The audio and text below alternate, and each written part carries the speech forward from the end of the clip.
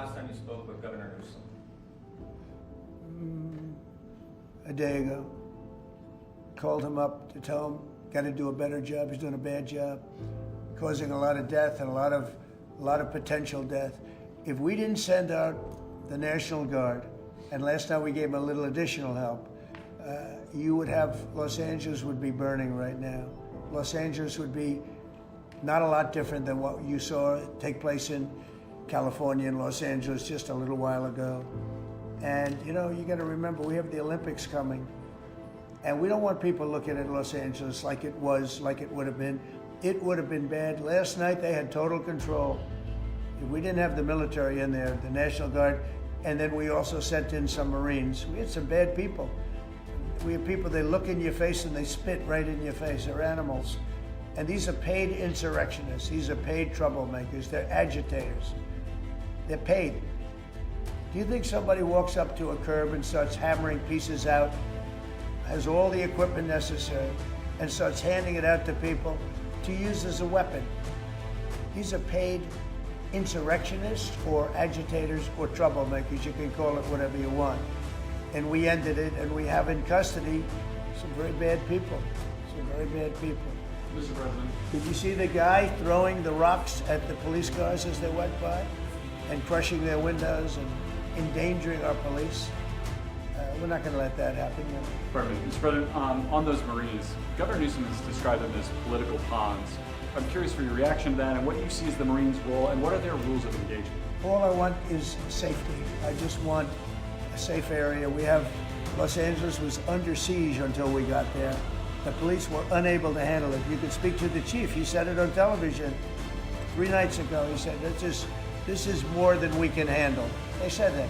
And the LA police, I know a lot of the police in LA, they're great people, but they're given instructions not to do this, not to do that. But in this case, they were trying their best. They were not able to handle it. It was out of control. When we got there, and you have to remember, I've been here before, and I went right by every rule, and I waited for governors to say, send in the National Guard. They wouldn't do it. They wouldn't do it, and they just wouldn't do it. It kept going on and on, got worse and worse. And in Minneapolis, that city was burning down. It was 7 days, and I said, I don't care. The governor, who's a governor that just happened to be running for vice president, a total, you talk about an incompetent governor, he's an incompetent person. That he was picked, well, I was actually very happy he was picked for other reasons. But this guy wouldn't call the National Guard. And we ultimately just sent in the National Guard. We stopped it.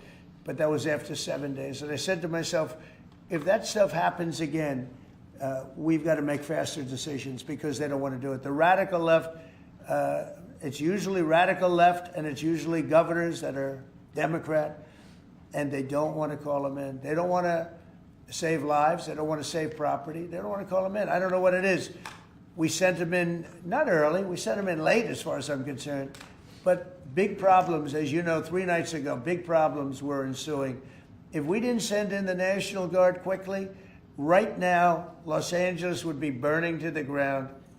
The Marines is, a lot of people think, an escalatory step, though. These are guys who fight wars. Are you at all concerned that things could get out of hand with Marines? When I see people throwing concrete into cars, when I see people, the kind of people that I saw on your network doing danger to the police and to the military and to the National Guard, no, it's okay. You know, you start running out of people.